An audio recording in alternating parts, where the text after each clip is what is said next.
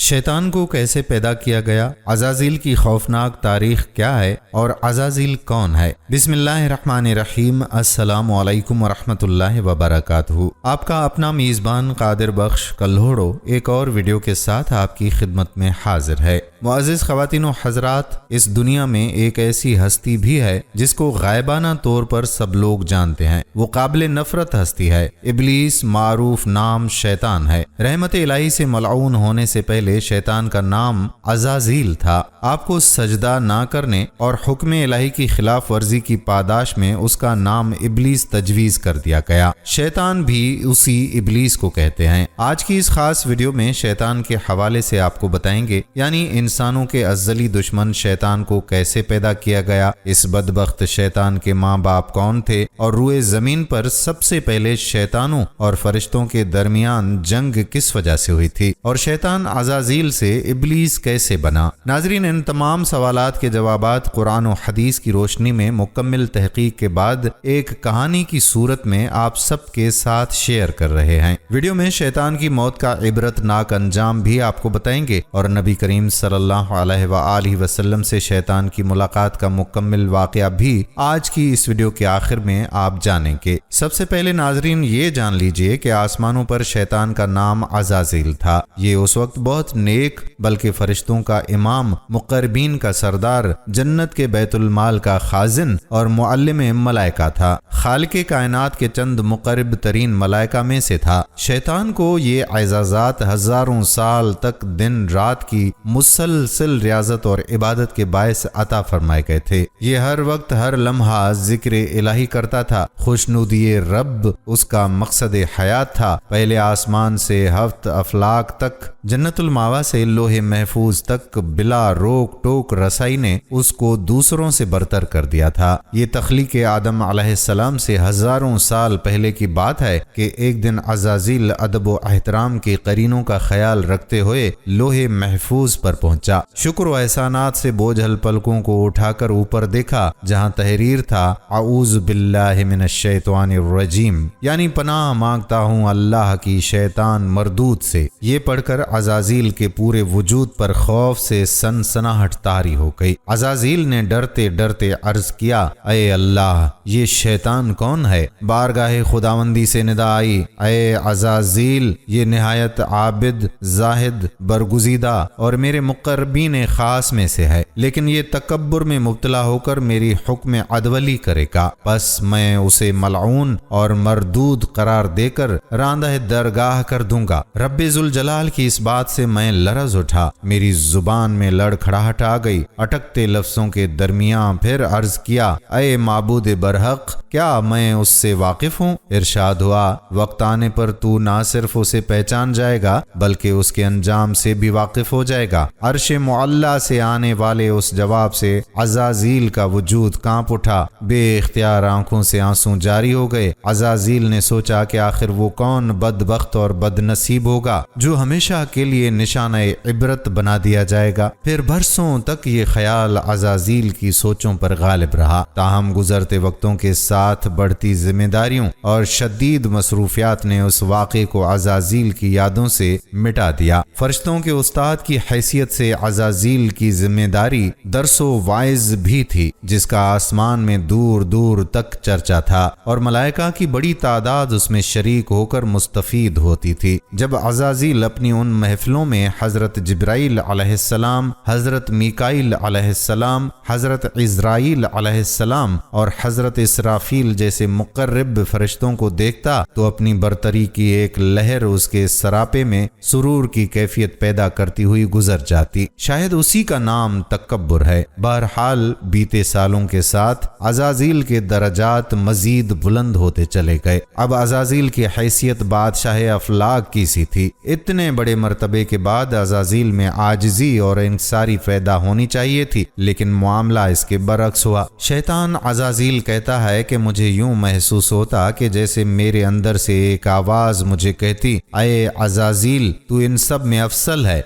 مجھے اچھی طرح یاد ہے ایک بار مجھے حضرت جبرائیل علیہ السلام اور حضرت میکائیل علیہ السلام نے سمجھانے کی کوشش بھی کی تھی، لیکن جب عقل پر غرور اور تکبر کے بادل چھا جائیں، آنکھوں پر راونیت کا پردہ پڑ جائے، کان واعظ و نصیحت سننے سے قاصر ہوں، تو پھر تباہی اور بربادی مقدر بن جاتی ہے۔ ذلت و رسوائی کا طوق ہمیشہ کے لیے گلے کی زینت بن جاتا ہے۔ اور پھر ایک بدقسمت دن یہ سب کچھ میرے ساتھ بھی ہوا۔ رب ذوالجلال نے میرے ہزارہ سالوں کی عبادتیں میرے منہ پر دے ماری۔ میں جو طاؤس ملائکہ تھا اب ملعون و مردود بن چکا تھا۔ مجھے حضرت انسان کا کھلا دشمن قرار دے کر لعنت اللہ علی الشیاطین ہم کے لقب سے نوازا گیا۔ اب میں شرک کی طاغوتی قوت میں تبدیل ہو کر بدی اور برائی کی سب سے بڑی علامت بن چکا۔ قرآن پاک میں 88 بار شیطان اور 11 بار ابلیس کے نام سے میرا ذکر کر کے انسانوں کو مجھ سے دور رہنے اور میرے شر سے بچنے کا حکم دیا گیا۔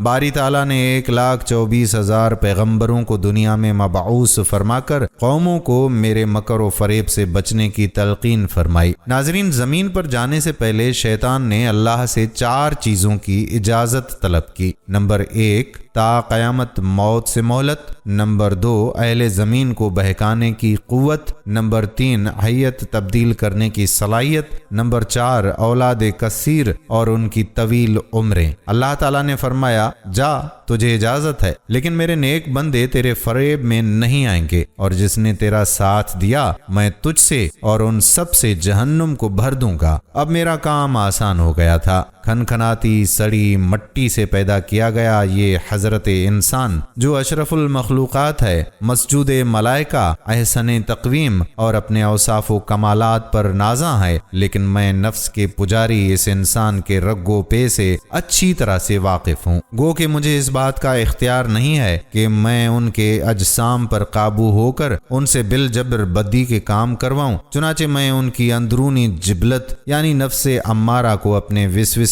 اندازیوں اور دسیسہ کاریوں کے چنگل میں پھنسا کر برائیوں پر آمادہ کرتا ہوں۔ ان میں سے جو صاحب ایمان ہیں وہ تو تعویذ اور استغفار کر کے مجھے بھاگ جانے پر مجبور کر دیتے ہیں، لیکن لالچی فطرت کی حامل اکثریت میرے دام فریب میں مبتلا ہو کر اندھا دھند میرے پیچھے چلنے لگتی ہے۔ پھر یہ خود ہی شرک کو تعلیم، کفر و فسق کو عبادت، نافرمانی کو حاضر جوابی، بدتمیزی کو بہادری، موسیقی کو روح کی غذا، رقص کو جسم کی شاعری، عریانیت اور فحاشی کو جدت پسندی، مذہبی اقدام کو فرسودہ، دینی روایات کو قدامت پسندی قرار دے کر شرم و حیا کی چادر کو تار تار کر دیتے ہیں۔ ناظرین گرامی، حضرت آدم علیہ السلام کے دنیا میں آنے سے قبل کرۂ ارض اور آسمان پر 2 قسم کی مخلوقات رہتی تھیں، ایک نوری اور دوسری ناری۔ نوری مخلوق نور سے پیدا کیے گئے فرشتے ہیں اور جو آسمانوں میں رہ کر دن رات عبادت الہی میں مصروف رہتے ہیں۔ ان کے یہاں عورتیں ہوتی ہیں اور نہ ہی ان کی نسل چلتی ہے۔ ناری مخلوق جنات ہیں جو آگ سے پیدا کیے گئے،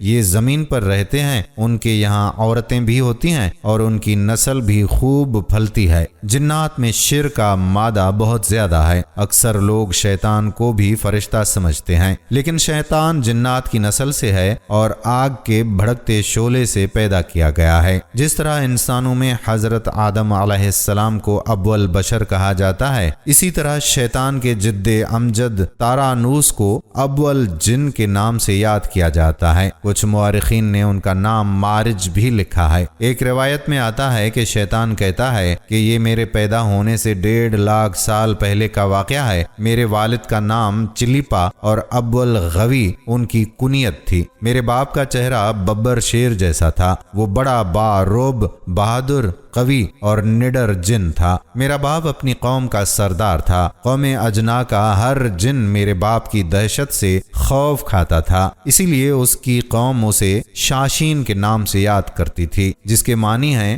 دل دہلا دینے والا۔ میری ماں کا نام تبلیس تھا، وہ بھی میرے باپ کی طرح طاقتور، بہادر اور نڈر تھی۔ جنوں کی اکثریت سرکش، شر پسند، فسادی اور جنگ و جدل کی دل دادا ہے، جبکہ نیک اور پر پرامن جنوں کی تعداد آٹے میں نمک کے برابر ہے۔ میرے باپ نے اپنے قبیلے کے لیے بہت جنگیں لڑی اور ایک وقت وہ آیا کہ تمام قبائل میرے باپ کے زیر نگیں ہو گئے، اور یہی وہ وقت تھا جب ہماری قوم غرور و تکبر میں مبتلا ہو کر سرکشی پر اتر آئی، یہاں تک کہ ان کے جھگڑوں، فسادات اور خون خرابے سے زمین سرخ ہو گئی۔ لہٰذا اللہ تعالیٰ نے اس فساد کے قلع مقع کے لیے آسمان سے فرشتوں کی فوج بھیجی۔ زمین پر میری قوم اور فرشتوں کے درمیان ایک خوفناک جنگ ہوئی، جس کے نتیجے میں میرے والدین سمیت زیادہ تر شرپسند جن مارے گئے۔ کچھ سمندر پار دور دراز جزائر میں جا چھپے، جبکہ نیک جنوں نے غاروں میں پناہ لے لی۔ اس وقت میں کمسن تھا اور اس تباہی پر ایک میدان میں کھڑا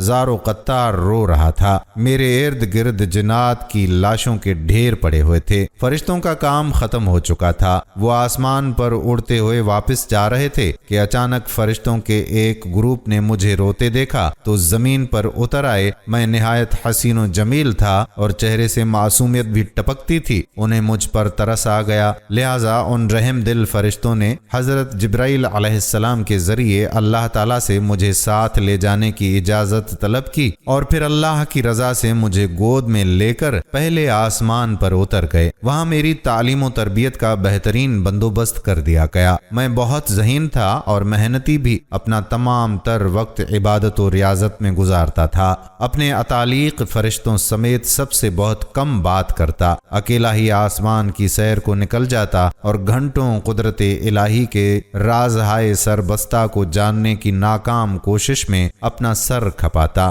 وقت تیزی سے گزر رہا تھا۔ میرے سرد رویے نے مجھے فرشتوں میں مغرور مشہور کر دیا تھا، لیکن مجھے اس کی فکر نہیں تھی۔ میرا ہدف تو اللہ کا سب سے مقرب اور عبادت گزار بننا تھا، جس کے لیے میں دن رات ریاضت و عبادت میں مصروف رہتا تھا، یہاں تک کہ ایک دن اللہ نے مجھے دوسرے آسمان پر فائز فرما دیا، اور پھر گزرتے وقت کے ساتھ اپنی علمیت اور قابلیت کی بنا پر مجھے اللہ کا قرب حاصل ہوتا چلا گیا۔ پہلے آسمان پر مجھے عابد کہا جاتا تھا، دوسرے پر زاہد، تیسرے پر عارف، چوتھے پر ولی، پانچویں پر تقی، چھٹے پر خازن، اور ساتویں آسمان پر مجھے عزازیل کے نام سے پکارا جاتا۔ حضرت کعب احبار رضی اللہ تعالی عنہ میرے بارے میں بیان فرماتے ہیں کہ ابلیس 40,000 برس تک جنت کا خزانچی رہا، 80,000 برس تک ملائکہ کا ساتھی رہا، 20,000 برس تک ملائکہ کو واعظ سناتا رہا، 30,000 برس تک مقربین کا سردار رہا، 1,000 برس تک روحانین کی سرداری کے منصب پر فائز رہا، 14,000 برس تک عرش کا طواف کرتا رہا۔ لوح محفوظ پر اس کا نام ابلیس لکھا ہوا تھا، اور یہ اپنے انجام سے غافل اور خاتمے سے بے خبر تھا۔ ایک دن کا واقعہ ہے کہ میں ہفتہ افلاک سے سیر کرتا ہوا اوپر پہنچا تو مجھے پتا چلا کہ اللہ تعالیٰ ایک نئی مخلوق پیدا فرما رہا ہے، جس کے لیے دنیا کے ہر کونے سے مٹی لائی گئی ہے۔ علامہ ابن کثیر رحمت اللہ علیہ لکھتے ہیں کہ اللہ نے آدم علیہ السلام کے پتلے کو اپنے دستہ قدرت سے پیدا فرمایا، اور یہ بغیر روح کے 40 سال تک اسی طرح پڑا رہا۔ فرشتے جب اس کے پاس سے گزرتے تو گھبرا جاتے، ان میں سب سے زیادہ گھبرانے والا ابلیس تھا۔ یہ اس کے پاس سے گزرتا تو اسے مارتا، جس کی وجہ سے اس جسم سے ایسی آواز نکلتی جیسے کھنکھناتی مٹی کی ٹھیکری سے آواز نکلتی ہے۔ ابلیس اس جسم کے منہ سے اندر داخل ہوا اور پیچھے سے نکل آیا اور فرشتوں سے کہا کہ تم اس سے نہ ڈرو، یہ تو اندر سے خالی ہے، اگر میں اس پر مسلط ہو گیا تو اسے ہلاک کر ڈالوں گا۔ اور پھر وہ دن بھی آ گیا جب رب العالمین نے فرشتوں سے فرمایا کہ میں زمین پر اپنا ایک نائب بنانے لگا ہوں، وہ زمین پر میرے احکام کا نافذ کروائے گا۔ فرشتوں نے عرض کیا کہ اے پروردگار عالم، یہ زمین پر فساد برپا کرے گا اور یہ آپس میں خون ریزی کریں گے، جبکہ ہم تو دن رات آپ کی تسبیح کرتے رہتے ہیں اور آپ کی پاکیزگی بیان کرتے رہتے ہیں۔ اللہ تعالیٰ نے فرمایا جو کچھ میں جانتا ہوں وہ تم نہیں جانتے۔ پھر اللہ تعالیٰ نے آدم علیہ السلام کو تمام چیزوں کے نام سکھا دیے اور انہیں فرشتوں کے سامنے پیش کرتے ہوئے فرمایا اگر تم سچے ہو تو مجھے ان کے نام بتاؤ۔ انہوں نے کہا تو پاک ہے، ہم تو اتنا ہی جانتے ہیں جتنا تو نے ہمیں بتایا ہے، بے شک تو بڑے علم اور حکمت والا ہے۔ پھر اللہ نے فرمایا اے آدم ان چیزوں کے نام تو بتا دو۔ پھر جب آدم علیہ السلام نے انہیں نام بتا دیے تو فرمایا کیا میں نے تمہیں نہیں کہا تھا کہ میں آسمانوں اور زمینوں کی چھپی ہوئی چیزیں جانتا ہوں، اور جو تم ظاہر کرتے ہو اور جو تم چھپاتے ہو اسے بھی جانتا ہوں۔ پھر فرشتوں کو حکم دیا گیا کہ آدم علیہ السلام کو سجدہ کرو۔ انہوں نے سجدہ کیا مگر ابلیس نے انکار کیا۔ شیطان کو تکبر اور بڑائی نے سجدے سے رو کے رکھا۔ اللہ تعالیٰ نے فرمایا کہ تجھے سجدہ کرنے سے کس چیز نے منع کیا ہے جبکہ میں نے تجھے حکم دیا؟ وہ بولا میں اس سے بہتر ہوں کہ تو نے مجھے آگ سے بنایا اور اسے مٹی سے بنایا ہے۔ میں ایسا نہیں کہ اس انسان کو سجدہ کروں جسے تو نے سڑے ہوئے کھنکھناتے گارے سے پیدا کیا ہے۔ اللہ نے فرمایا اب تو یہاں سے نکل جا کیونکہ تو مردود ہو گیا اور قیامت تک تجھ پر میری پھٹکار ہے۔ شیطان نے کہا اے میرے رب مجھے روز محشر تک کی مہلت دے دے۔ فرمایا جا میں نے تجھے متعین وقت کے دن تک مہلت دے دی۔ پھر شیطان نے کہا مجھے تیری عزت کی قسم میں ان سب کو یقیناً بہکاؤں گا، ان پر حملہ کروں گا، ان کے آگے سے بھی اور ان کے پیچھے سے بھی، ان کے دائیں سے بھی اور بائیں جانب سے بھی، اور آپ ان میں سے اکثر کو شکر گزار نہیں پائیں گے۔ اللہ تعالیٰ نے فرمایا یہاں سے ذلیل و خوار ہو کر نکل جا، ان میں سے جو شخص تیرا کہنا مانے گا میں ان سب سے جہنم کو بھر دوں گا۔ اور یوں بارگاہ خداوندی سے دھتکارے جانے کے بعد شیطان کہتا ہے کہ میں عزازیل سے ابلیس بن گیا۔ اپنے غرور اور تکبر کی بنا پر میری ہزاروں سالوں کی عبادت و ریاضت ضائع ہو گئی اور مجھے عرش سے فرش پر پٹخ دیا گیا۔ انہی دنوں میرے علم میں یہ بات آئی کہ اللہ تعالیٰ نے حضرت آدم علیہ السلام کی تنہائی دور کرنے کے لیے ان کی بائیں پسلی سے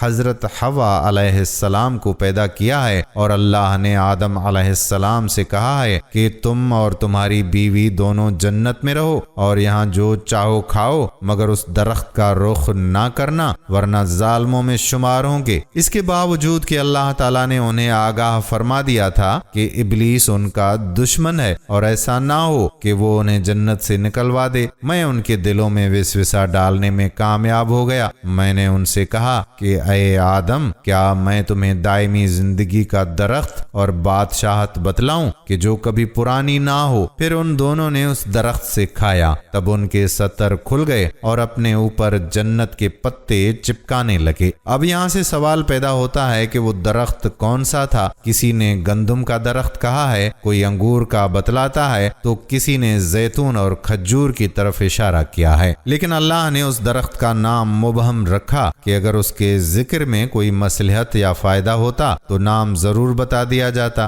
مجھے اس بات کی تو خوشی تھی کہ میں بی بی حوا علیہ السلام کے ذریعے حضرت آدم علیہ السلام کو بہکانے میں کامیاب ہو گیا تھا، لیکن اس کامیابی کے بعد مجھ پر شدید گھبراہٹ طاری تھی کیونکہ اللہ تعالیٰ کا ایک نام قہار بھی ہے۔ چنانچہ میں فوری طور پر زمین کی طرف بھاگا۔ عموماً فرشتوں کے 2 پر ہوتے ہیں لیکن اللہ کا مجھ پر بڑا احسان و کرم تھا کہ مجھے 4 پروں والا بنایا، جس سے مجھے ہر جگہ جانے میں بہت آسانی ہوتی ہے۔ علامہ ابن کثیر نے 4 پروں والی انفرادیت کا قصص الانبیاء میں ذکر کیا ہے۔ بعد ازاں اللہ تعالیٰ نے حوا اور حضرت آدم علیہ السلام کو معاف فرما کر ایک خاص مدت تک کے لیے دنیا کی طرف روانہ کر دیا۔ اللہ تعالیٰ نے میرے جنت سے نکالے جانے اور آدم علیہ السلام کے اس قصے کو قرآن کریم کی 7 سورتوں، سورۃ البقرہ، سورۃ الاعراف، سورۃ حجر، سورہ بنی اسرائیل، سورہ کہف، سورہ طٰہٰ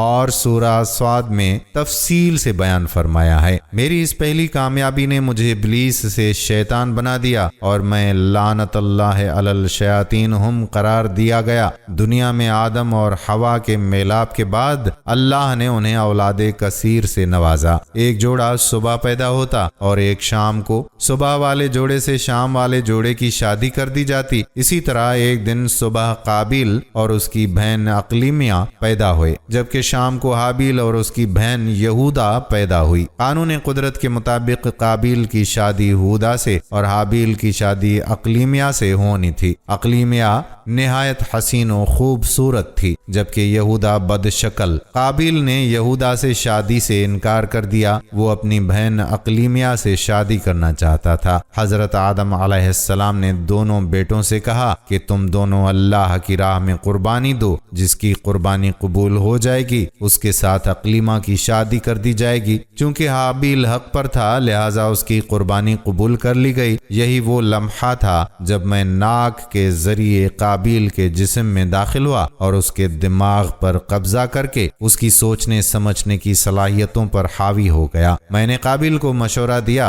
کہ اگر تو اقلیمہ کو حاصل کرنا چاہتا ہے تو حابیل کو قتل کر دے۔ پہلے وہ ہچکچایا، لیکن جب میں نے اس کی ہمت بڑھائی، لالچ، حسد اور انتقام کے جذبات بیدار کیے تو وہ راضی ہو گیا، اور پھر ایک دن اس نے حابیل کو قتل کر ڈالا۔ اس واقعے کی تفصیل سورۃ المائدہ میں موجود ہے۔ بعد ازاں قابیل اپنے والد کے خوف سے یمن بھاگ گیا، تاہم مجھ جیسا شیطانی ہتھ کنڈوں کا موجد اس کے ساتھ تھا۔ میں نے پہلے اسے عیش و عشرت پر لگایا، اس کی بہت سی شادیاں کروائیں، کیونکہ اپنے کام کو منظم طریقے سے آگے بڑھانے کے لیے مجھے ایک مضبوط ٹیم کی ضرورت تھی۔ میں آگ سے پیدا ہوا ہوں، لہٰذا میں نے اسے آتش پرست بنا دیا۔ اللہ تعالیٰ نے مجھے مکمل چھوٹ دے رکھی تھی۔ جب اس کی نسل تیزی سے بڑھنے لگی تو میں نے اسے پتھر کے بت بنانے کا طریقہ سکھایا۔ اب کچھ آتش پرست بن گئے اور کچھ بتوں کو پوجنے لگے۔ حضرت آدم علیہ السلام کے بعد ان کے بیٹے حضرت شیس علیہ السلام نبی بنے، ان کے بعد حضرت ادریس علیہ السلام آئے، لیکن میرا کام زور و شور سے جاری رہا۔ اللہ تعالیٰ نے میرے لیے اپنی رسی دراز کی ہوئی تھی۔ دنیا کے باسی گمراہی اور ضلالت کے گڑھوں میں دھنسے ہوئے تھے۔ جگہ جگہ بتوں، آگ اور سورج کی پرستش کی جا رہی تھی۔ میں نہایت کامیابی کے ساتھ لوگوں کو دین سے دور کرنے میں مصروف تھا کہ اللہ تعالیٰ نے اپنے ایک اور نبی حضرت نوح علیہ السلام کو مبعوث فرما دیا۔ ان کے آنے کے بعد پہلی مرتبہ دنیا میں مجھے اور میرے پیروکاروں کو تباہی کا سامنا کرنا پڑا، یہاں تک کہ میری پوری قوم طوفان نوح میں غرق ہو گئی اور میں ایک بار پھر دنیا میں اکیلا رہ گیا۔ اللہ تعالیٰ نے حضرت نوح علیہ السلام کے واقعے کا قرآن کریم میں 43 بار ذکر کیا ہے۔ 2000 سال قبل مسیح کی بات ہے، خلیج فارس سے عراق تک کے وسیع و عریض علاقے پر ایک قوم آباد تھی جسے قوم عاد کے نام سے یاد کیا جاتا ہے۔ اللہ تعالیٰ نے اسے دنیا بھر کی نعمتوں سے نوازا تھا۔ سرسبز و شاداب باغات، لہلہاتے کھیتوں کھلیان، شفاف پانی کے چشمے،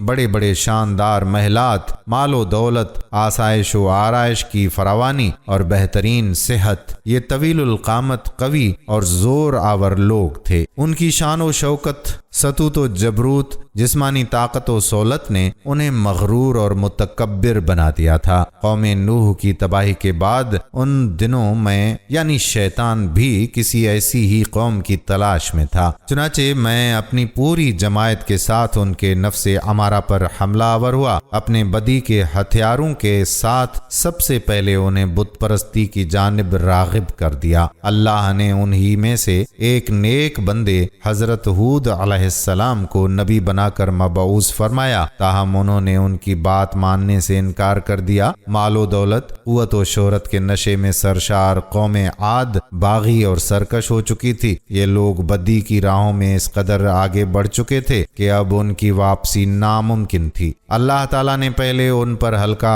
عذاب نازل فرمایا، انہیں 3 سال کے لیے بارش سے محروم کر دیا۔ ان کے باغات اور کھیت کھلیان صحرا میں تبدیل ہو گئے، لیکن ان کی رعونت نے انہیں حضرت ہود علیہ السلام کی بات نہ ماننے دی۔ پھر اللہ نے 8 دن اور 7 راتوں تک شدید قسم کی آندھی کا عذاب مسلط کر دیا۔ یہ آندھی اتنی خوفناک تھی کہ انسان و حیوانات ہوا میں اڑتے، آسمانوں تک جاتے اور پھر اوندھے منہ زمین پر گر کر فنا ہو جاتے۔ یوں پوری قوم نیست و نابود ہو گئی۔ البتہ حضرت ہود علیہ السلام اور ان کے پیروکار محفوظ رہے۔ قرآن پاک کی 9 سورتوں میں قوم عاد کا ذکر ہوا۔ اللہ تعالیٰ نے قوم سمود میں حضرت صالح علیہ السلام کو نبی بنا کر مبعوث فرمایا۔ اس قوم کے لوگ نہایت طاقتور، طویل القامت اور زبردست شان و شوکت کے مالک تھے۔ پتھروں کو تراش کر پہاڑوں کے درمیان خوبصورت نفیس مکان بنا کر رہا کرتے تھے۔ البتہ وہ سب میرے ہی پیروکار تھے۔ حضرت صالح علیہ السلام نے انہیں سمجھانے کی بہت کوشش کی، لیکن وہ مجھے چھوڑنے پر تیار نہ تھے۔ چنانچہ ایک نہایت زوردار، تیز اور بھیانک آواز کے ذریعے ان سب کو آنن فانن ہلاک کر دیا گیا۔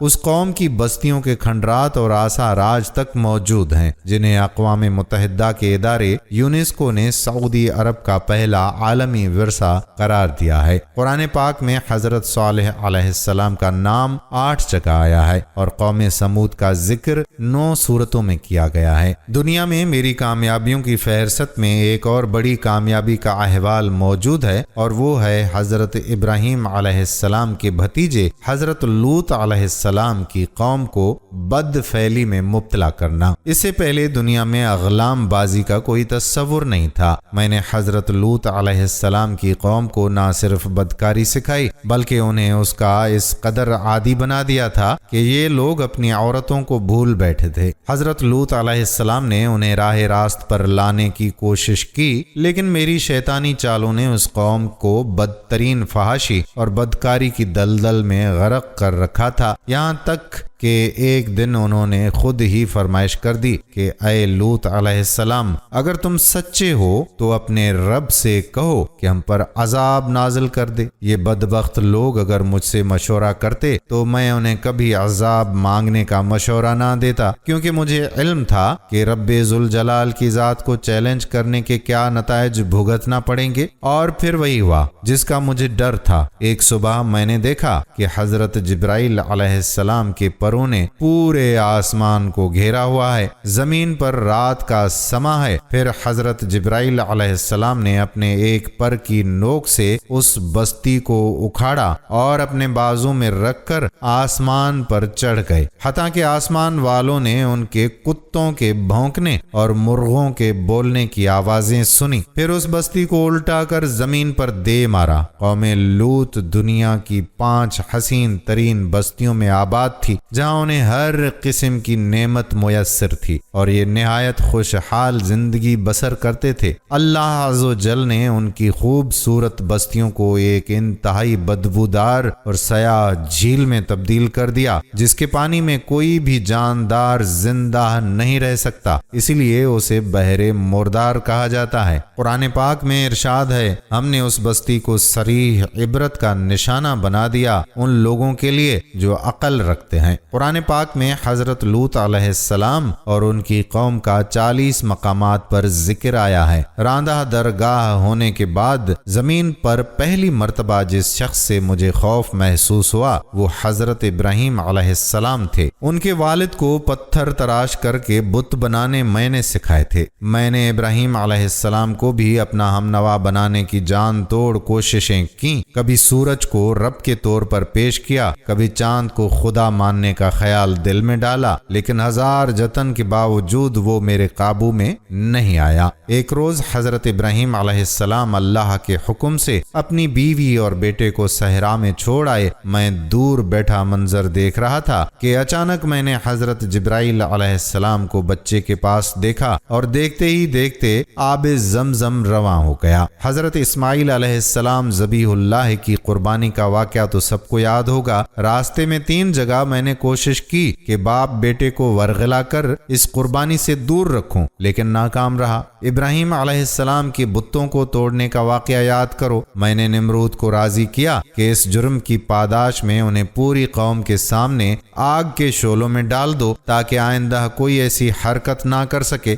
میرے شاگردوں نے دنیا کا سب سے بڑا آگ کا آلہ روشن کیا جس کی تپش میلوں دور تک محسوس ہوتی تھی، بلکہ میں نے ہی حضرت ابراہیم علیہ السلام کو آگ میں ڈالنے کے لیے منجنیق بنانے کا طریقہ بتایا، لیکن یہ وار بھی ناکام رہا اور نار نمرود گل و گلزار بن گئی۔ دنیا میں آنے کے بعد پہلی مرتبہ ناکامی اور نامرادی میرے قدم چوم رہی تھی۔ میں دور بہت دور سے دونوں باپ بیٹے کو اللہ کے گھر کی تعمیر میں مصروف دیکھ رہا تھا۔ دوسری طرف میرا مرید خاص نمرود اللہ کی پکڑ میں آ چکا تھا۔ ایک مچھر اس کے ناک میں گھسا اور برسوں عذاب الہی کا باعث بنا رہا۔ اس کے سر پر پڑنے والے جوتے اس کے آرام کا باعث بنتے تھے، یہاں تک کہ اسی حالت میں اس کی موت واقع ہو گئی۔ 965 قبل مسیح کی بات ہے۔ اللہ تعالیٰ نے بنی اسرائیل میں ایک اور نبی مبعوث فرمایا جن کا نام حضرت داؤد علیہ السلام تھا۔ انہیں آسمانی کتاب زبور بھی عطا کی گئی۔ اللہ تعالیٰ نے انہیں خوبصورت دل نشین آواز اور سحر انگیز لہن عطا فرمایا تھا۔ وہ جب زبور کی تلاوت کرتے تو چرند پرند، درخت، پہاڑ، دریا، سمندر، جن و انس سب اللہ کی حمد و ثنا میں مصروف ہو جاتے۔ آج بھی لحن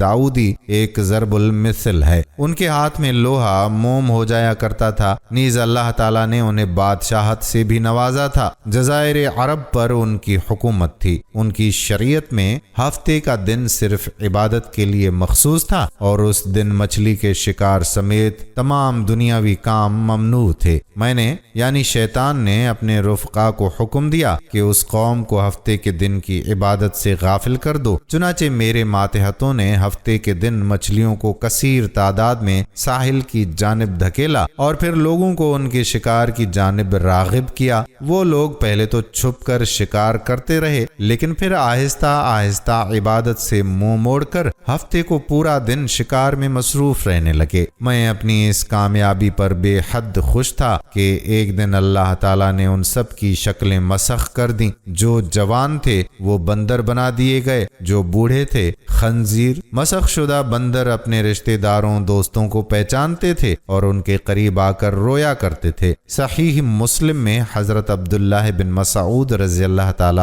عنہ کی روایت منقول ہے کہ بعض لوگوں نے اپنے زمانے کے بندروں اور خنزیروں کے بارے میں حضور صلی اللہ علیہ وآلہ وسلم سے دریافت کیا کہ کیا یہ وہی مسخ شدہ یہودی ہیں؟ تو آپ صلی اللہ علیہ وآلہ وسلم نے فرمایا، اللہ تعالیٰ جب کسی قوم میں مسخ صورت کا عذاب نازل کرتے ہیں تو ان کی نسل نہیں چلتی بلکہ چند روز ہی میں ہلاک ہو جاتے ہیں۔ پھر فرمایا، بندر اور خنزیر دنیا میں پہلے سے موجود تھے اور آج بھی ہیں، مگر مسخ شدہ بندروں اور خنزیروں سے ان کا کوئی جوڑ نہیں۔ بہرحال ناظرین، شیطان کہنے لگا کہ اب میں تمہیں ایک ایسے نبی کے بارے میں بتانے لگا ہوں جس نے ہم شیاطین اور جنات کو غلام بنا کر رکھا تھا۔ وہ حضرت داؤد علیہ السلام کے صاحبزادے حضرت سلیمان علیہ السلام تھے۔ قرآن کریم میں ارشاد باری تعالیٰ ہے، اور ہم نے داؤد علیہ السلام کو سلیمان علیہ السلام دیا۔ وہ حضرت داؤد کے انتقال کے بعد نبوت اور سلطنت کے وارث ہوئے۔ اللہ نے حضرت داؤد علیہ السلام کے لیے پہاڑ، پتھر،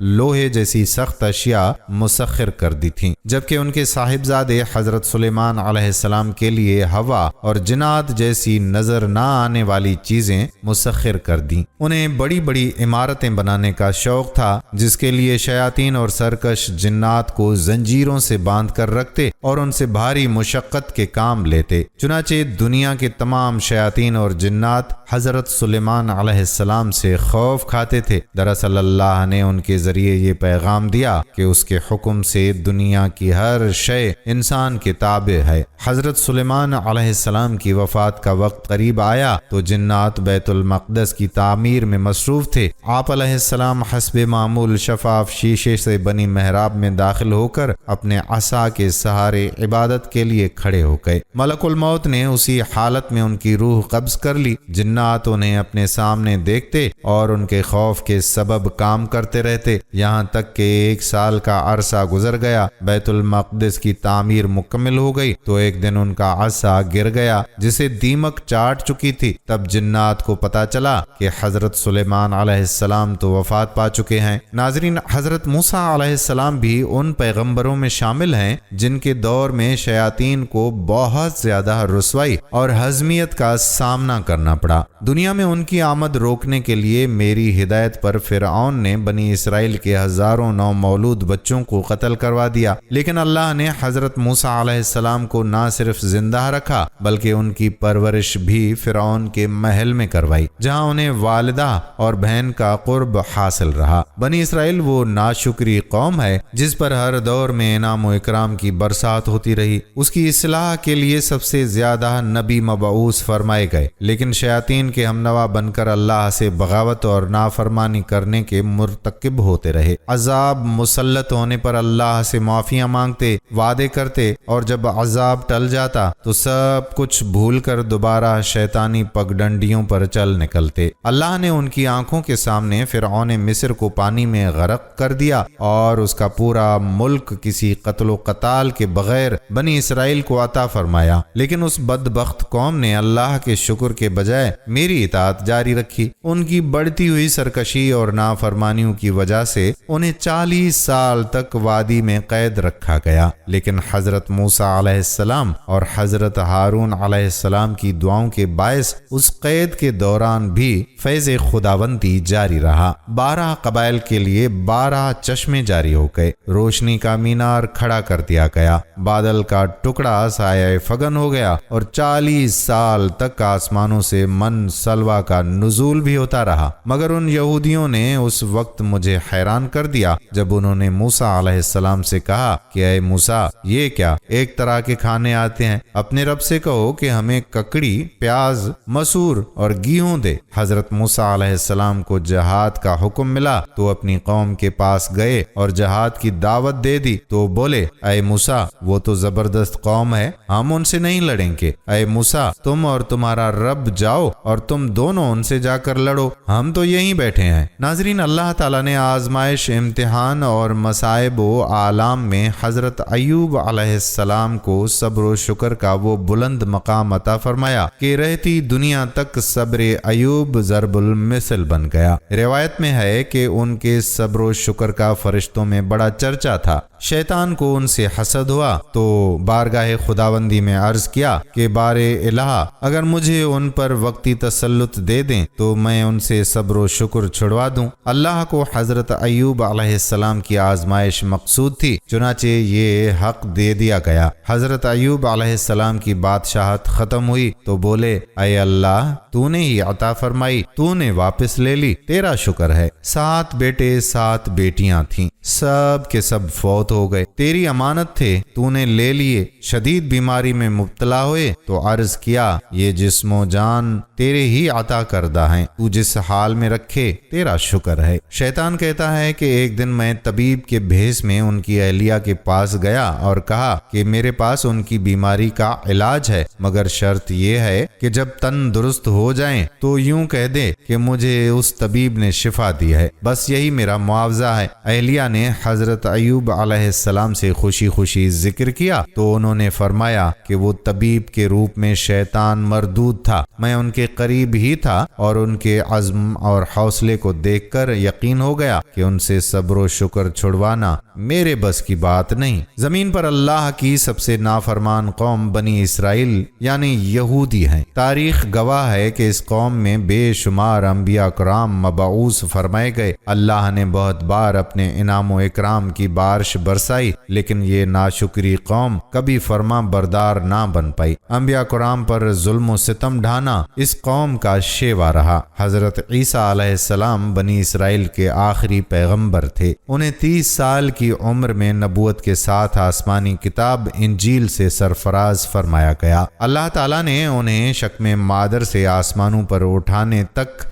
بہت سے معجزات سے نوازا، جس کی تفصیل سورہ آل عمران اور سورۃ المائدہ میں موجود ہے۔ انہی معجزات کی بنا پر اہل نصارہ انہیں خدا سمجھنے لگے، نعوذ باللہ۔ عیسائیوں کے عقیدہ تثلیث کے مطابق حضرت عیسیٰ علیہ السلام، بی بی مریم اور اللہ تینوں خدا ہیں، تاہم مسلمانوں کے نزدیک یہ ایک کفریہ عقیدہ ہے، جیسا کہ قرآن کریم میں ارشاد باری تعالیٰ ہے، بے شک وہ لوگ کافر ہو چکے جنہوں نے کہا کہ اللہ عین مسیح بن مریم ہے۔ بنی اسرائیل کے منکرین نبوت نے میری ہدایت کے مطابق حضرت عیسیٰ علیہ السلام کو صلیب پر چڑھانے کا منصوبہ بنا لیا، لیکن اللہ تعالیٰ نے اپنے نبی کو آسمانوں پر اٹھا لیا۔ حضرت عیسیٰ علیہ السلام کے بعد تقریباً 569 سال تک بدی کی قوتوں کا راج رہا، لیکن پھر نبی آخر الزماں حضرت محمد مصطفیٰ صلی اللہ علیہ وآلہ وسلم کی تشریف آوری کے بعد سے میری زندگی کا سب سے مشکل دور شروع ہو گیا۔ شیطان کہتا ہے کہ ابو جہل سے ابو لہب تک، یہود سے منافق اعظم عبداللہ بن ابے تک میرے بڑے اور قابل رشک مہرے زمین بوس ہو گئے۔ بنی اسرائیل کا مکر و فریب، چالاکیاں، چال بازیاں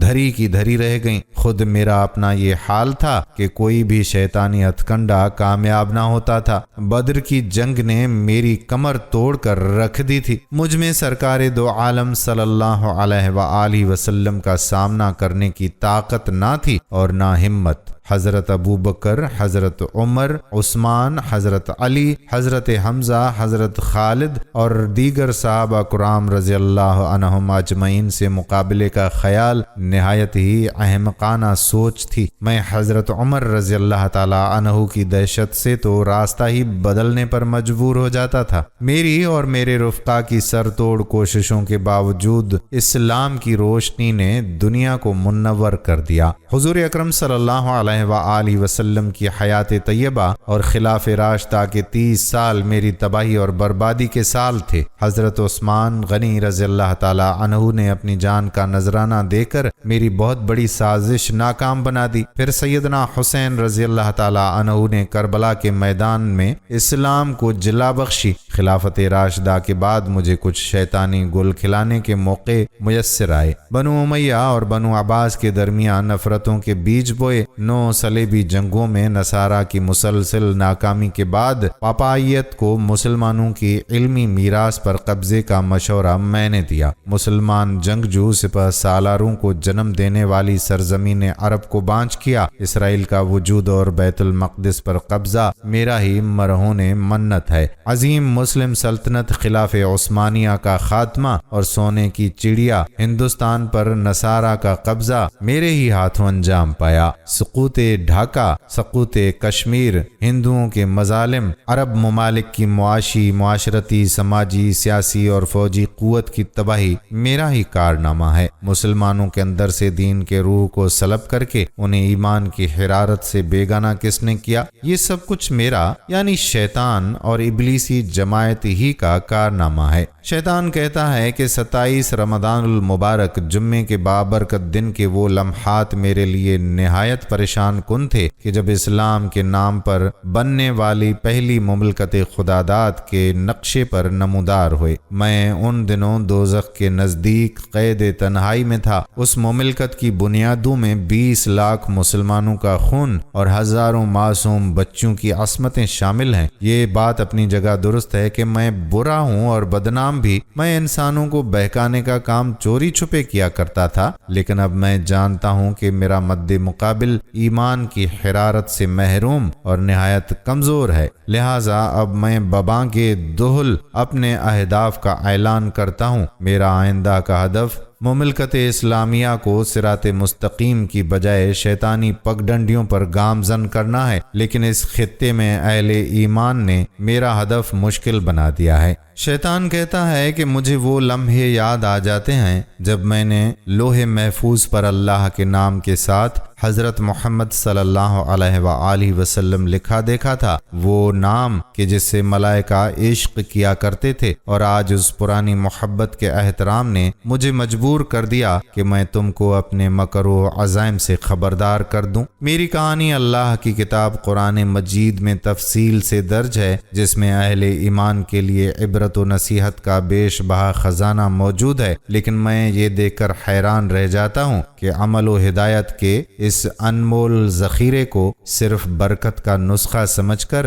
گھر کے اونچے مچان پر خوبصورت جزدان میں لپیٹ کر محفوظ کر دیا گیا ہے۔ یہ بھی میری خوش قسمتی ہے کہ تم عربی زبان سے واقف ہو اور نہ اس دستور حیات کو بامانی پڑھنے سے سمجھنے کا تمہارے پاس وقت ہے ہی کہاں، نہ شوق۔ میں نے چند مشہور واقعات پر مشتمل اپنی مختصر سی داستان تحریر کی، مگر یاد رکھو بدی کی اس داستان عبرت کو سننے کے بعد مجھ پر ملامت کی بجائے اپنے نفس کو ملامت کرنا، جس کی غلامی تمہیں صراط مستقیم کی بجائے شیطانی پگڈنڈیوں پر چلنے پر مجبور کر دیتی ہے۔ اب تمہارے پاس صرف دو ہی راستے ہیں، پچھلی قوموں کی تباہی و بربادی سے سبق حاصل کرتے ہوئے گناہوں سے توبہ کرو، جھوٹ، منافقت، غیبت، حسد، ظلم و زیادتی، بد کلامی کو اپنی زندگیوں سے نکال پھینکو، رزق حلال کماؤ اور حلال ہی کھاؤ، یوں اپنے نفس امارہ سے مجھے باہر نکال کر جنت کے حقدار بن جاؤ۔ لیکن اگر صراط مستقیم کا یہ سفر تمہارے لیے ممکن نہیں، اللہ اور اس کے پیارے نبی صلی اللہ علیہ وآلہ وسلم کی اطاعت کی بجائے میرے ہم سفر بننے پر خوش ہو، تو چشمے مار روشن،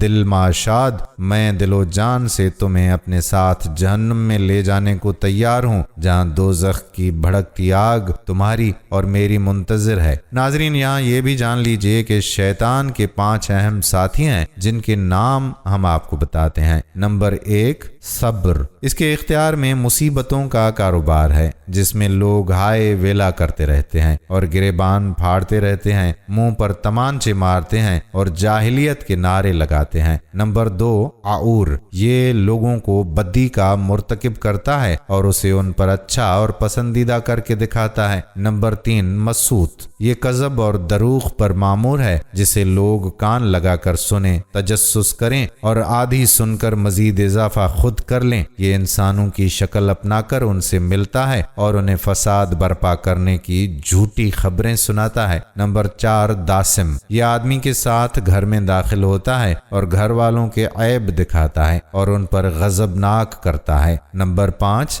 زکنیور۔ یہ بازار کا مختار ہے، بازار میں آ کر یہ قسم قسم کی بدی اور بددیانتی کے جھنڈے گاڑتا ہے۔ غرض شیطان مردود نے کل مختار ملک سے دشمنی نبھائی ہے اور یوں وہ مردود ٹھہرا۔ ناظرین، بچپن میں ایک عجیب و غریب سا سوال ذہن میں اٹھتا تھا کہ یہ جو شیطان ہے اگر بارگاہ خداوندی میں توبہ کر لے تو اللہ تعالیٰ کی ذات کیا اسے معاف نہ کر دے گی؟ اگر معاف کر دے تو یہ تمام برائیاں ختم ہو جائیں گی۔ ظاہر ہے کہ بچپن تھا، کسی سے جھک جھک کے باعث پوچھا بھی نہیں، تھوڑا ہوش سنبھالا تو اس کے متعلق جانا کہ یہ کون ہے اور اس کی اصلیت کیا تھی، اب کیا ہے اور کیوں اس کی توبہ قبول نہیں ہو سکتی۔ شیطان یعنی ابلیس، اس کا اصل نام عزازیل ہے۔ بچپن کا وہ سوال کہ کیا صرف سجدہ نہ کرنے کی وجہ سے شیطان کو دھتکارا ملا؟ کیا اسے توبہ کا موقع نہیں ملا؟ جب اللہ تعالیٰ نے تمام فرشتوں کو حکم دیا کہ آدم علیہ السلام کو سجدہ کرو، تمام فرشتے فوراً سجدے میں گر جاتے ہیں سوائے ابلیس کے۔ اللہ تعالیٰ کی ذات اگر چاہتی تو اسی وقت اس کو اپنی بارگاہ سے خارج کر سکتی تھی، لیکن ایسا نہ ہوا۔ اسے توبہ کا موقع دیا گیا، پوچھا گیا کہ اے عزازیل، تو نے سجدہ کیوں نہیں کیا؟ قرآن مجید میں ہے کہ جب اللہ تعالیٰ نے حضرت آدم علیہ السلام کو سجدہ کرنے کا حکم دیا تو ابلیس نے انکار کر دیا اور حضرت آدم علیہ السلام کی تحقیر اور اپنی بڑائی کا اظہار کر کے تکبر کیا۔ اسی جرم کی سزا میں خداوند عالم نے اس کو مردود بارگاہ کر کے دونوں جہان میں ملعون فرما دیا اور اس کی پیروی کرنے والوں کو جہنم میں عذاب نار کا سزاوار بنا دیا۔ اللہ تعالیٰ نے فرمایا کہ کس چیز نے تجھے روکا کہ تو نے سجدہ نہ کیا جب میں نے تجھے حکم دیا تھا؟ بولا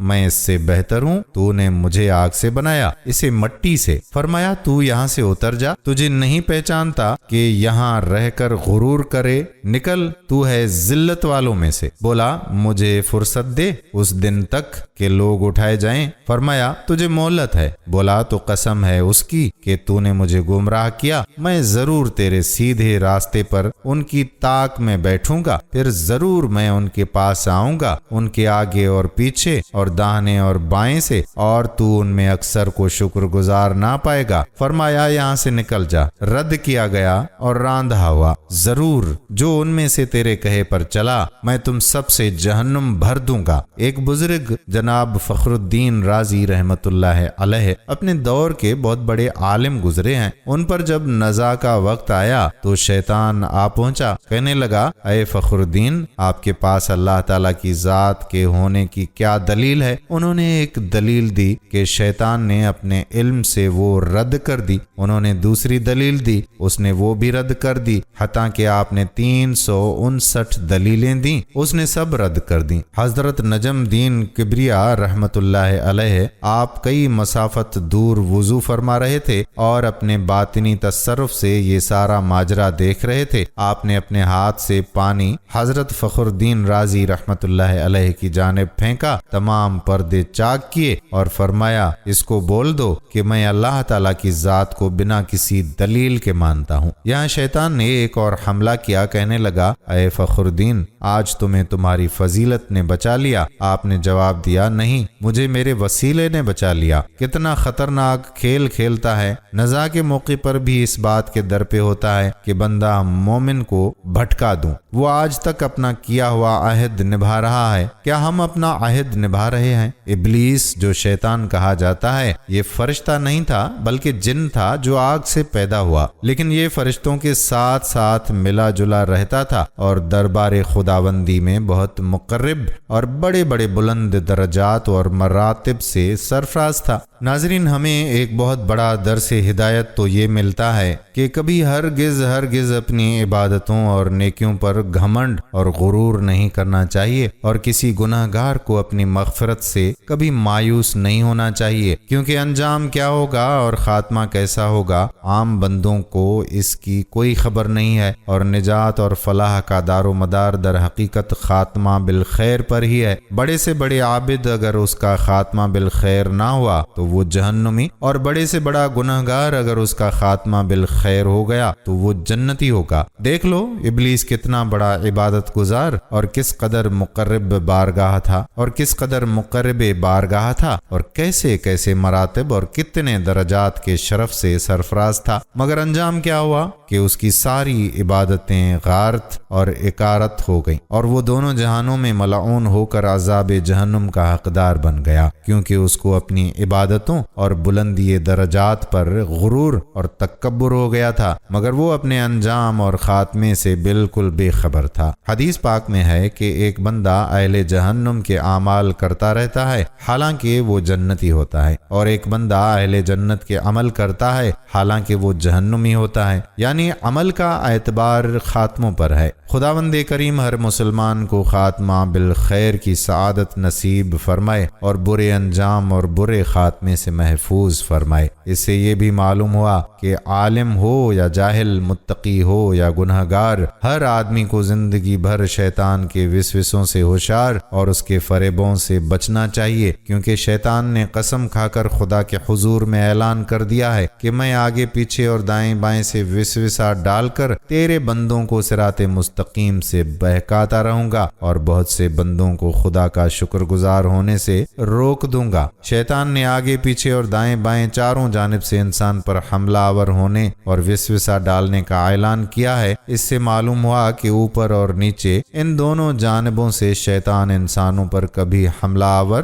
نہیں ہو سکتا، نہ اوپر اور نہ نیچے کی جانب سے کوئی وسوسہ ڈال سکے گا۔ لہذا اگر کوئی انسان اپنے اوپر یا نیچے کی طرف سے کوئی روشنی یا کوئی بھی حیرت انگیز اور تعجب خیز چیز دیکھے تو اسے سمجھ لینا چاہیے کہ یہ شیطانی کرتب یا ابلیس کا وسوسہ نہیں ہے، بلکہ اس کو خیر سمجھ کر اس کی جانب متوجہ ہو اور خداوند قدوس کی طرف سے خیر اور بھلائی کی امید رکھے۔ یہاں حضرت جنید بغدادی کا شیطان سے ملاقات کا ایک واقعہ سن لیجیے۔ دیجیے۔ حضرت جنید بغدادی رحمۃ اللہ علیہ فرماتے ہیں کہ میرے دل میں ایک بار یہ خواہش پیدا ہوئی کہ میں ابلیس لعین کو دیکھوں، اور انہوں نے ایک دن اللہ سے دعا بھی کر دی کہ اے اللہ کبھی شیطان سے ملاقات کرا دے تاکہ اس سے ایک سوال کر سکوں۔ حضرت جنید بغدادی فرماتے ہیں کہ اس کے بعد ایک روز میں نماز کے بعد مسجد کے دروازے پر کھڑا تھا کہ ایک بوڑھا شخص آیا جو دور سے ہی میری طرف دیکھ رہا تھا، اور جب میں نے اس کو دیکھا تو اپنے دل میں وحشت کا اثر محسوس کیا۔ جب وہ میرے نزدیک آ گیا تو میں نے پوچھا اے بوڑھے تو کون ہے کہ میری نظر اثر و وحشت سے تجھے دیکھنے کا تاب نہیں لاتی اور تیری نحوست کی ہیبت کو میرا دل برداشت نہیں کرتا؟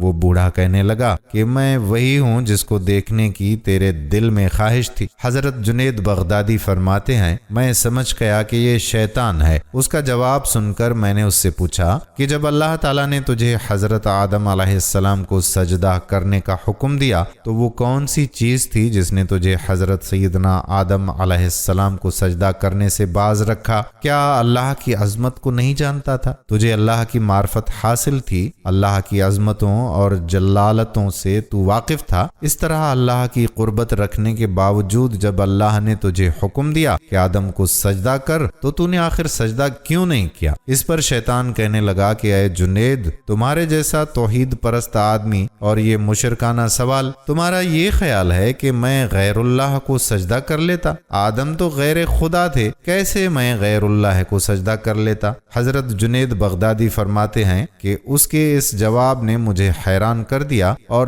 دل میں اس کا کلام اثر کرنے کو تھا اور میرے دل میں آ رہا تھا کہ یہ بالکل ٹھیک کہہ رہا ہے۔ اس وقت مجھے الہام ہوا اے جنید اس کو کہہ دو کہ تو جھوٹ بولتا ہے۔ حکم دینے والا کون تھا؟ اگر تو بندہ تھا تو رب ذوالجلال کے حکم سے باہر نہ ہوتا اور اس کی نہی سے تقرب نہ کرتا۔ حکم دینے والا جب خود کہہ رہا ہے کہ فلاں چیز کو سجدہ کرو تو توحید اسی کا نام ہے کہ اس کی بات کو مان لیا جائے۔ شیطان نے میرے دل کی یہ آواز سن لی اور چیخ ماری اور بولا اللہ کی قسم تو نے مجھے جلا ڈالا، اور نظر سے غائب ہو گیا۔ حضرت جنید رحمت اللہ علیہ کہتے ہیں کہ الہام ہونے کے بعد میرا ایمان برقرار ہوا، ورنہ تو مجھے ایسا معلوم ہوا کہ میرے ایمان میں تزلزل پیدا ہو گیا ہے۔ یہ ہے شیطان کی مکاری اور عیاری، نہ ولیوں کو چھوڑا، نہ غوث و کتب و ابدال کو چھوڑا، نہ انبیاء کرام کو چھوڑا۔ غور کرو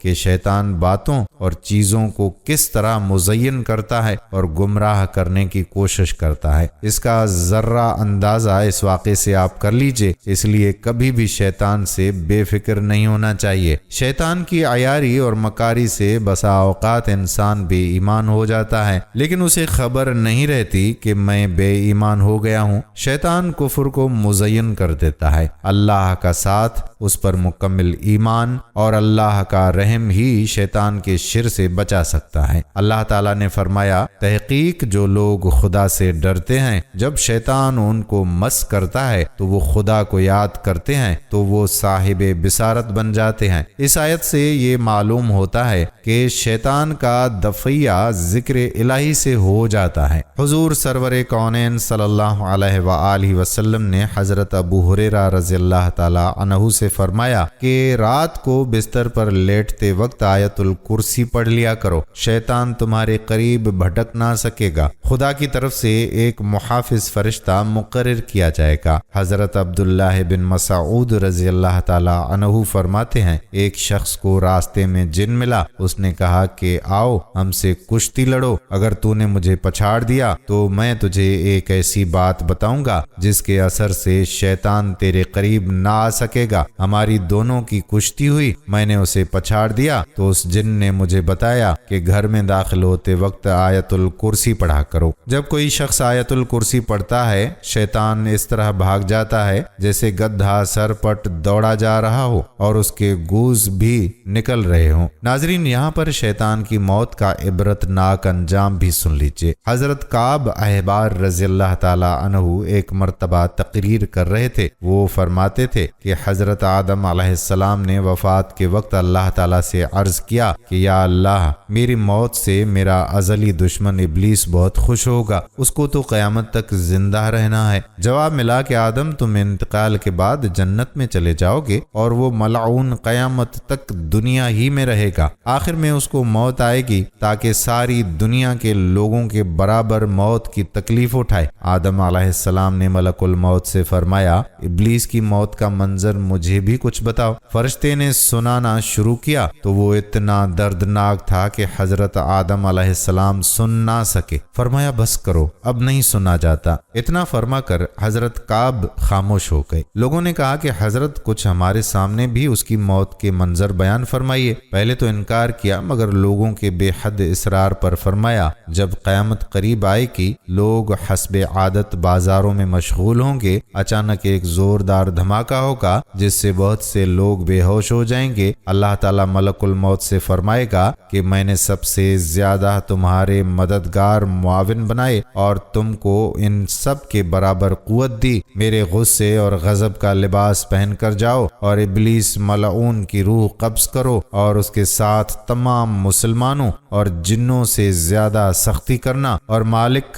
داروغے جنت سے کہو کہ جہنم کے دروازے کھول دے۔ ملک الموت غیظ و غضب میں بھرے بہت سے فرشتوں کے ساتھ دنیا میں اس طرح آئیں گے کہ آسمان و زمین والے دیکھ لیں تو خوف کے مارے پگھل جائیں۔ ابلیس کے پاس پہنچ کر بہت زور سے ڈانٹ پلائیں گے، جس سے ابلیس بری طرح دہاڑے مار مار کر چیخے گا۔ اگر دنیا والے اس کی آواز سن لیں تو بے ہوش ہو جائیں گے۔ ملک الموت ابلیس سے کہیں گے کہ خبیث، تو نے بہت طویل عمر پائی اور بے شمار انسانوں کو گمراہ کیا جو تیرے ساتھ جہنم میں جائیں گے۔ آج ان سب کے برابر تجھے موت کا مزہ چکھاؤں گا۔ تیری مہلت اور ڈھیل کا وقت ختم ہو چکا، اب تو موت سے بھاگ نہیں سکتا۔ ابلیس گھبرا کر مشرق کی جانب بھاگے گا تو کبھی مغرب کی جانب، لیکن ہر طرف اپنے سامنے ملک الموت کو پائے گا۔ سمندر میں گھسنے کی کوشش کرے گا تو سمندر نکال پھینکے گا۔ آدم علیہ السلام کی قبر کے پاس کھڑا ہو کر کہے گا، اے آدم، تمہاری وجہ سے میں ملعون و مردود بنا، کاش کہ تم پیدا ہی نہ ہوتے۔ پھر ملک الموت سے کہے گا کہ کتنی سختی اور تکلیف کے ساتھ میری جان نکالو گے؟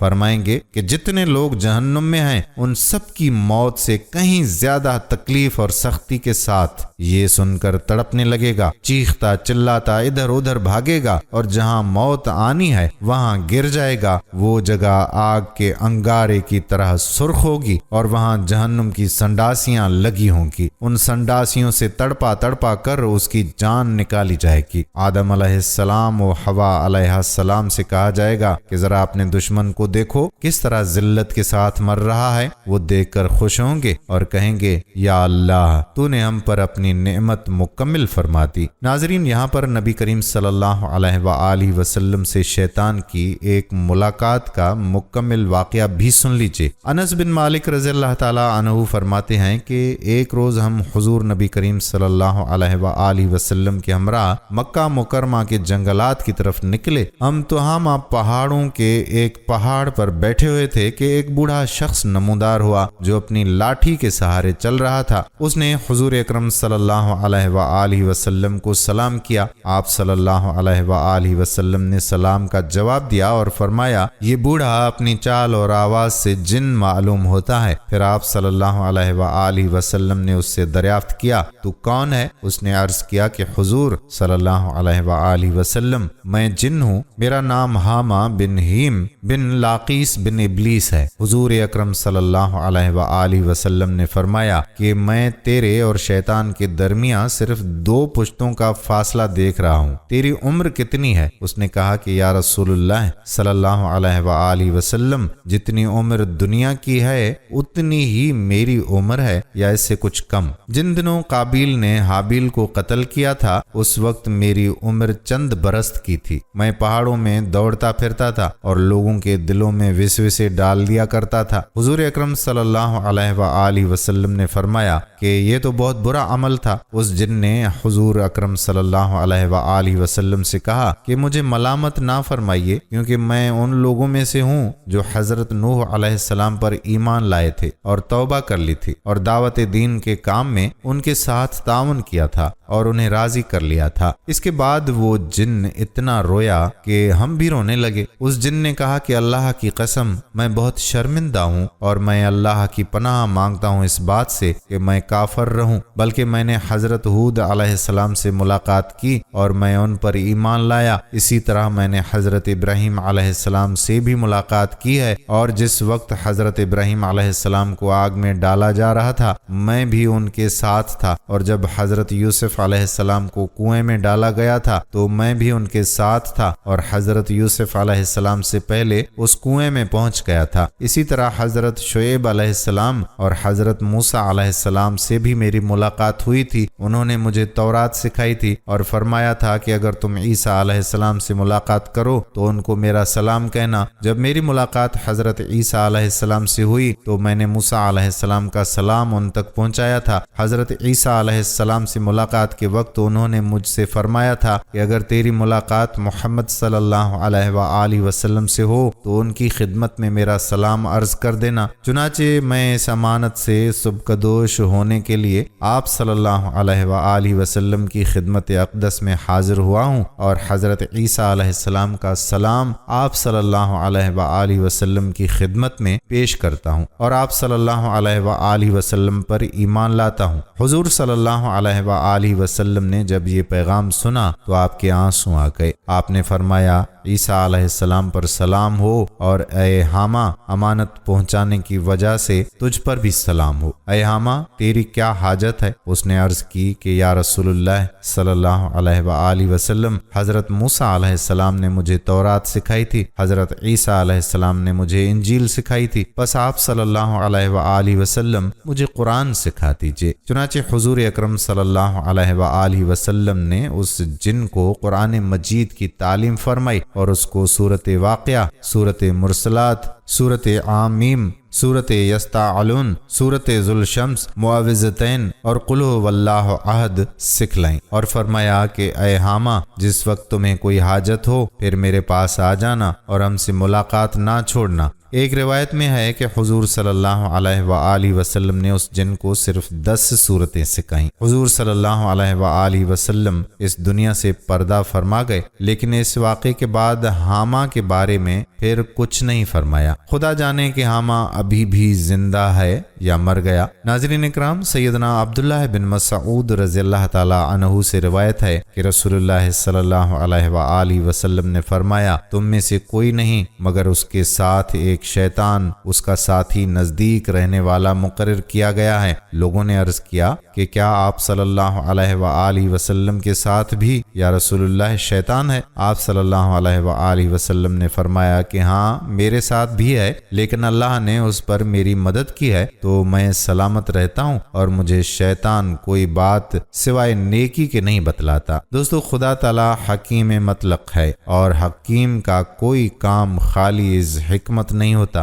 خدا تعالیٰ نے جو کچھ بھی پیدا فرمایا ہے مبنی بر حکمت ہے۔ کسی چیز کو بھی دیکھیے تو یوں کہیے کہ اے ہمارے رب تو نے اسے بیکار نہیں بنایا۔ حضرت امام غزالی رحمۃ اللہ علیہ نے کیمیاء سعادت میں لکھا ہے کہ ایک مرتبہ حضرت موسیٰ علیہ السلام نے چھت پر چھپکلی کو دیکھا اور خدا سے پوچھا کہ یا الہی تو نے چھپکلی کو کیوں بنایا؟ خدا تعالیٰ نے فرمایا کہ موسیٰ تم سے پہلے یہ چھپکلی مجھ سے پوچھ رہی تھی کہ الہی تم نے موسیٰ کو کیوں پیدا کیا؟ میرے کلیم، میں نے جو کچھ بنایا ہے مبنی بر حکمت ہی پیدا فرمایا ہے۔ حدیث میں ہے کہ جب اللہ تعالیٰ نے ابلیس کی نسل اور اس کی زوجہ پیدا کرنا چاہی تو شیطان پر غصے کا القا کیا۔ غصے کی وجہ سے آگ کی ایک چنگاری پیدا کی، اس چنگاری سے حق تعالیٰ نے ابلیس کی بیوی پیدا کر دی۔ جتنے انسان پیدا ہوتے ہیں اتنے ہی جنات بھی پیدا ہوتے ہیں، اور روایت ہے کہ حق تعالیٰ نے ابلیس سے فرمایا تھا کہ جتنی اولاد آدم کی پیدا کروں گا اتنی ہی اولاد تیری بھی پیدا کروں گا۔ چنانچہ دوسری حدیث میں مذکور ہے کہ ہر انسان کے ساتھ حق تعالیٰ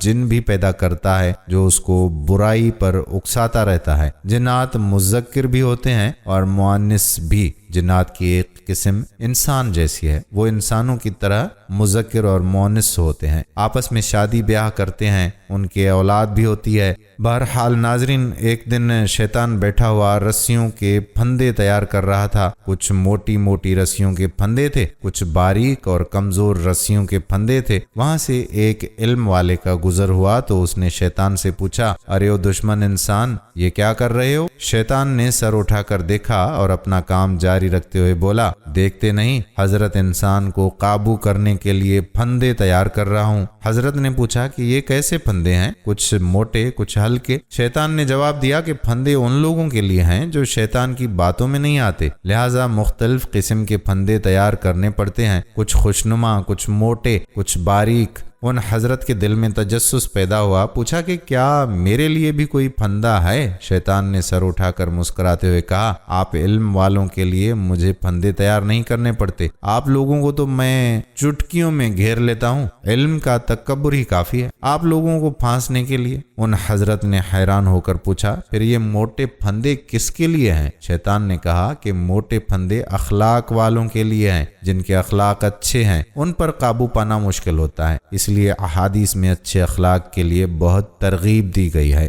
رسول کریم صلی اللہ علیہ وآلہ وسلم نے فرمایا کہ اچھے اخلاق کی تکمیل کے لیے ہی میں بھیجا گیا ہوں۔ رسول اللہ صلی اللہ علیہ وآلہ وسلم برے اخلاق سے اجتناب کی اس طرح دعا فرمایا کرتے تھے کہ اے اللہ، میں آپ سے پناہ چاہتا ہوں پھوٹ، نفاق اور برے اخلاق سے۔ یقیناً صرف اچھا اخلاق وہ گر ہے جو ہمیں نہ صرف مسائل سے محفوظ رکھتا ہے بلکہ بہت سے مسائل کا حل بھی دیتا ہے۔ اللہ پاک ہم سب کو بہترین اخلاق والا بنا دے، آمین۔ ناظرین، روایات میں آتا ہے کہ جب قرب قیامت کا دوسرا سور پھونکا جائے گا تو اس وقت اللہ تبارک و تعالی شیطان کو دردناک موت عطا فرمائے گا اور اس کے بعد شیطان مردود کو ہمیشہ کے لیے جہنم میں داخل کر دیا جائے گا۔ دعا ہے کہ اللہ تعالی ہمیں اسلام پر زندہ رکھے اور ایمان پر اپنی خوشنودی والی موت عطا فرمائے اور اپنے مقرب بندوں میں شامل فرمائے۔ اللہ تعالی ہم سب کو نفس اور شیطان کے ہتھ کنڈوں سے محفوظ رکھے اور ہم پر اپنا رحم و کرم فرمائے،